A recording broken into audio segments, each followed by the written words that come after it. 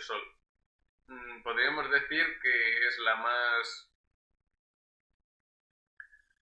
digamos, las primeras edades no ocurren demasiadas cosas y es la primera edad del Sol en esos 500 años en lo que se condensa, que es el Silmarillion, aunque el Silmarillion es, digamos, también las edades de la creación y eso, pero el grosso del Silmarillion es esto.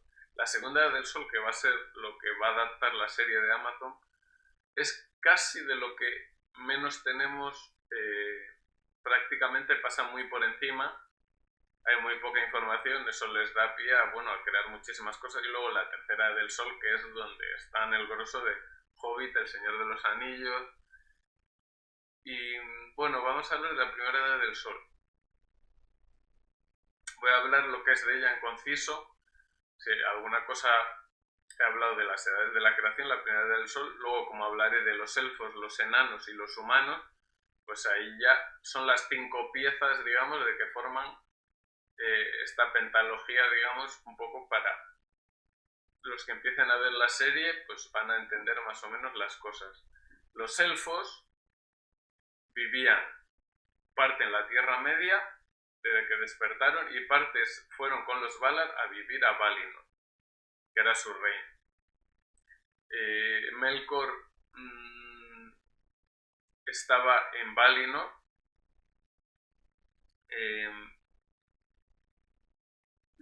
le sacaron de sus fortalezas, tenía sus fortalezas en Beleriand. Beleriand está al noroeste de la Tierra Media, digamos, y se hundió, con lo cual no existe en el Hobbit, El Señor de los Anillos, incluso en la serie tampoco va a existir, porque se hundió al final de esta edad.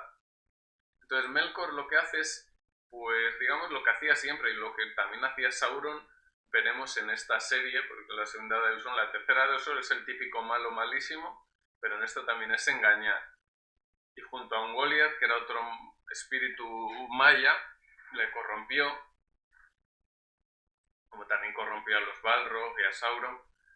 Destruyeron los árboles de Valinor, que los árboles de Valinor eran, digamos, unos árboles que tenían propiedades mágicas, tenían una luz, digamos, celestial. Luego de esos árboles proceden muchos de los árboles como el que vemos en Gondor y el de Númenor. Y lo que hace es destruirlos y luego roba los Silmaril, de ahí lo del Silmarillion. Los Silmaril eran unas gemas que crearon los elfos, y huye de vuelta a sus fortalezas. Allí, bueno, los elfos, digamos, de allí, de los tres que había 3 familias allí, que eran los Vanyar, los Noldor, que son los que conocemos más porque son los que van luego a la Tierra Media, y los elfos de Aqualonde, que son parte de los Teleri, que se dividieron, parte son los Sindar y la otra parte son los Nandos. Los Sindar llegaron hasta Beleriand, los Nandos se quedaron atrás, son esas 3 partes. Los Teleri era el grupo más grande, digamos, de los 3.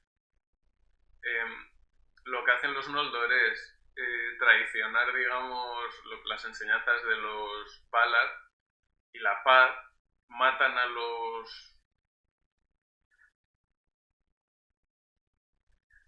elfos estos de Aqualonde, les roban las naves y viajan a parte de ellos a la Tierra Media, y ahí comienzan las guerras. Son básicamente, la primera del Sol son las guerras de los elfos en Beleriand contra Morgoth para recuperar los Silmarils. O sea, se podría resumir en eso. Y bueno, lo que ocurre, bueno, se van asentando los señores elfos allí, en Beleriand. Y digamos, tiene 2 partes. Esta primera son las primeras batallas y las batallas finales. Digamos, existen las primeras batallas, que es cuando pues, los elfos, digamos, van arrinconando poco a poco, son más poderosos, más numerosos, digamos, sobre todo los Noldor, que venían con todo pues, el conocimiento de los Valar y tal. Los Sindar también ayudan, lo que son los elfos, y tienen pues menos tecnología, tanto de armamento y tal, tienen la magia, porque Bueno, pues porque, por ejemplo, en Doriath tenía la magia de una maya, que era Melian, y bueno, más o menos con esos resisten. Y luego estaban de los humanos que llegaron a Beleriand, pues ayudaban también los Edain, y también los de Nogrod y Belegos, que es una de las 3 ciudades enanas que había en la Tierra Media. Esas 2 estaban en Beleriand y luego estaba Khazad-dûm,